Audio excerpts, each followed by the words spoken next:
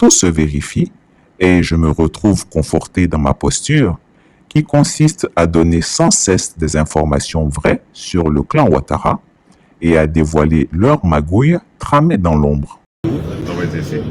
Et notre demande serait pour la radiation de M. Tchamchaï. Qu'est-ce qui fonde votre démarche au départ? Qu'est-ce qui a fondé votre démarche au départ? Nous n'allons pas refaire le procès, mais nous estimons que, parce que la loi sur la CEIT, qu'on peut demander la radiation de quelqu'un qui est irrégulièrement sur la liste.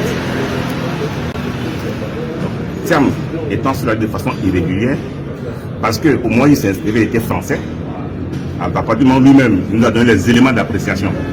Un élément pour prouver qu'il est français, un deuxième pour prouver qu'il est plus français. On se demande, mais quand il s'inscrivait, le jour, la minute, à l'instant T où il s'inscrivait là, quelle était sa nationalité? Donc c'est la raison pour laquelle nous avons saisi la justice. La conséquence directe, c'est quoi? Il ne participera pas à l'élection présidentielle? Moi, je ne sais pas. Pas mon activité, ce n'est pas de chercher la conséquence moi, j'ai fait une procédure. Et la conséquence directe pour moi, c'est que Thiam n'est plus sur la liste électorale. À partir de la décision que j'ai obtenue aujourd'hui. Dans le cas du contentieux sur la liste électorale, il est clair qu'au terme de l'article 12, tout électeur a le droit donc de saisir la position électorale indépendante à l'effet de demander la radiation d'une personne indûment inscrite.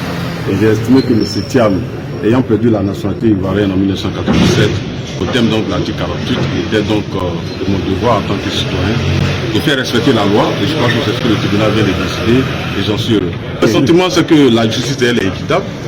Nous avons suivi la procédure, les uns et les autres ont fait valoir leurs arguments et en dernier ressort, la justice a décidé et donc je félicite le tribunal.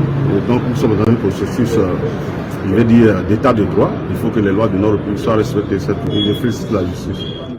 Vous le savez sans doute, le dictateur des lagunes a reporté le congrès du RHDP au mois de juin.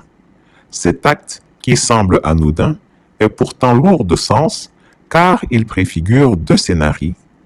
Primo, le vieux Grigou se porte candidat malgré tout. Alors le congrès de juin confirmera sa candidature. Il restera sourd aux pressions de la communauté internationale.